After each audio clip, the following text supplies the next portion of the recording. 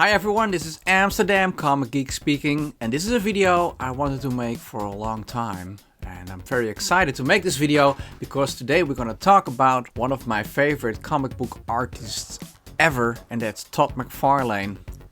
And he's one of my favorite comic book artists ever, but also one of my favorite Spider-Man artists. The first time I saw McFarlane's work is Amazing Spider-Man 298 that came out in 1987.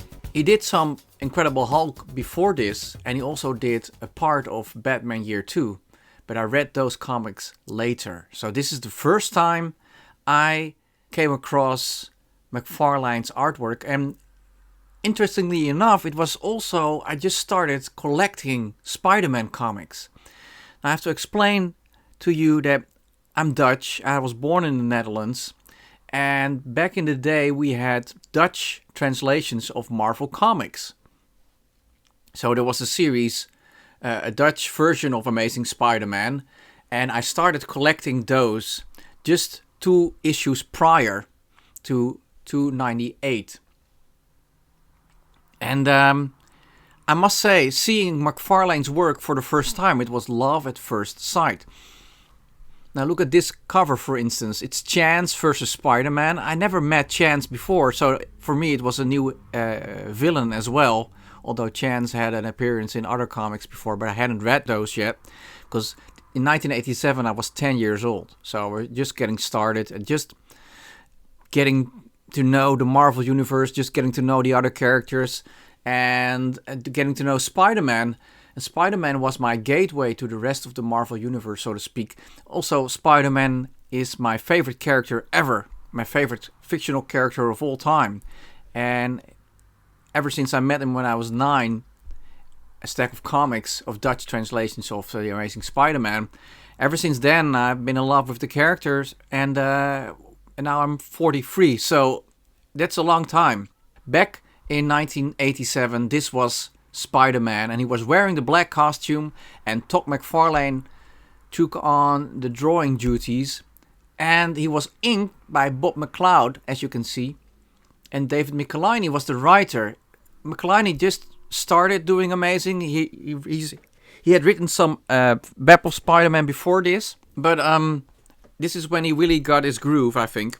To understand the impact McFarlane's style had, I want to show you a couple of panels of the artist that did 2 fill-ins before this. And it was Alex Saviuk, who is an artist who did a lot of Web of Spider-Man in the 1980s and 1990s. And this is what his art looked like. So if we take a close-up here, his figure drawing is pretty good. He really knows human anatomy, and he's great at showing Spider-Man in action. But his backgrounds are kind of mundane. Because I don't want to badmouth Alex Saviuk at all, because he's a great artist by his own right. But this is like the traditional drawing style we saw in those days when it came to Marvel comics. You know, the background is very clear. We see what's going on. We see what's it's supposed to be. It communicates very well, but it's very basic in a way, right? Now we turn the page to McFarlane's pages, and immediately we see it is a different kind of page layout. Smaller panels, they're more vertical, as you can see. I'm just going to show a couple of pages to get a feeling of how different it was. And it is still McFarlane light, so to speak, because he didn't ink himself yet. This is all inked by Bob McLeod, who is a great artist as well and a good inker. But his drawing style comes through a little bit in the inking. So this is what I call McFarlane light. But still a lot of great McFarlane elements are already here. For instance, the splash page looks pretty interesting because this is the point of view of Chance. So that's an interesting shot. A lot of technical stuff and a criminal that's brought out by FBI agents. And then on the right page we see Chance in action, flying above and shooting guys. Maybe you know, but maybe you don't. You can hire Chance to do dirty jobs, and he bets on the way it goes. If he doesn't succeed, he has to pay the people who hire him the money. That's why, he's like a gambler. This is a spectacular panel. I think at the explosion and Chance flying away. I love the vertical lines here. This could have been a great cover as well, this image, I think.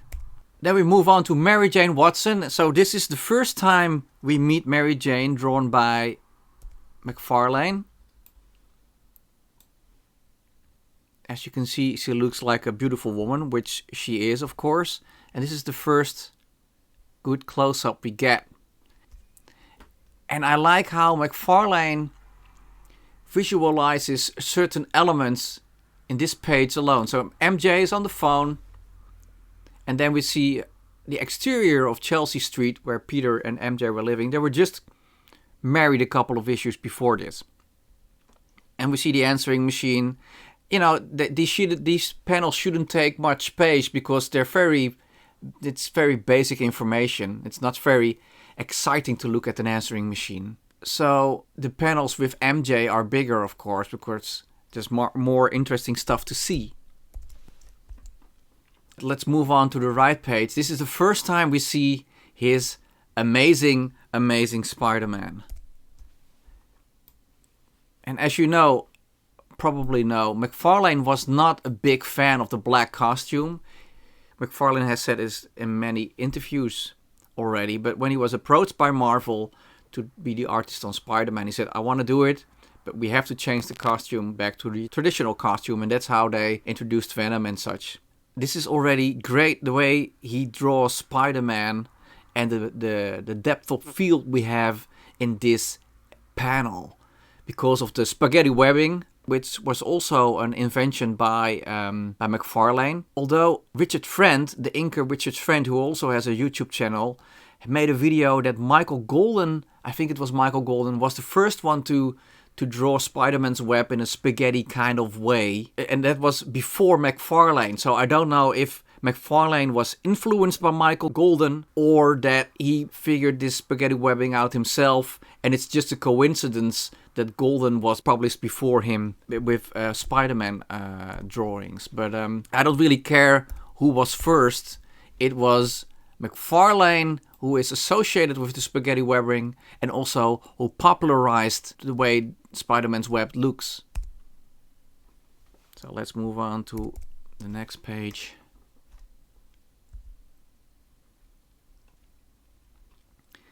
So there's a lot of great stuff in this first comic.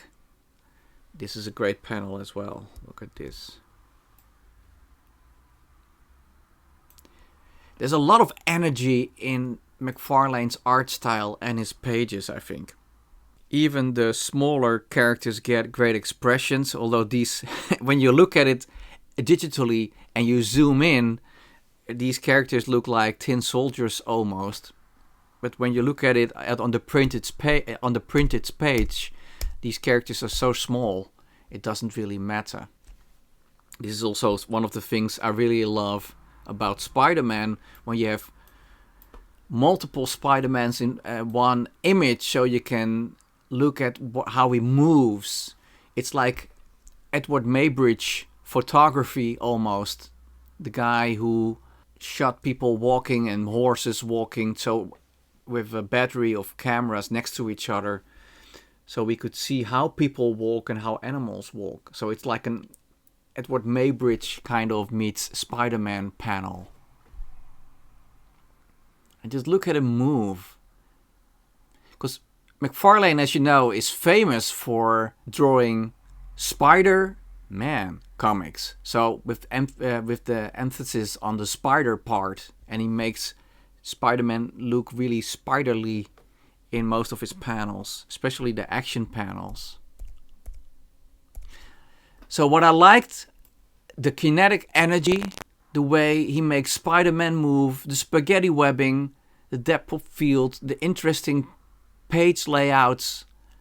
McFarlane brought a lot to the table in this issue already, and it gets better when he inks himself, I think. I want to end this episode with a panel from Amazing Spider-Man 300, because this is also drawn by McFarlane and inked by McFarlane, so you can see the difference. The McCloud's drawing hand is totally absent, and here's how McFarlane in his purest form. And I just wanted to show you this close-up of Mary Jane Watson. Because one thing that McFarlane also added to Spider-Man's mythos is the way Mary Jane looked. Because she had been drawn the same way ever since John Romita Sr. created her, based upon the actress Anne Margaret. And then McFarlane changed the way she looked. He gave her different kinds of hairdos, which is logical because she's a model, right? So her hair changes a lot. But just look how gorgeous he makes her. And I was wondering if McFarlane used an actress as a model for the way he drew Mary Jane. Because I'm not sure, because she looks kind of familiar.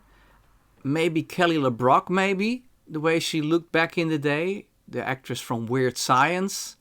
But maybe somebody else. Who do you think was the model for McFarlane's Mary Jane Watson? I'm very curious if you know that. Please let me know in the comments below. Like I said, we will probably revisit more McFarlane stuff from his run on Amazing Spider-Man, because I'm really excited rereading the old stories and reconnecting with the old stories, because I just bought this epic. I got all the stories in Dutch, but now I'm finally getting them in English, the way Marvel produced them back in the day. And it's really exciting for me to reread these old stories. I think these stories stood the test of time very well. They might be over 30 years old, but they are very nice reads. Even nowadays, these are very great, interesting Spider-Man stories. A lot of great stuff is happening with great villains and great personal dilemmas for the characters. So this is a great run. I would recommend these if you're a Spider-Man fan or just a general comics fan and you just want to get started on Spider-Man. I think this volume is a good place to start. Anyway, thank you for watching and I'll catch you guys at the next one.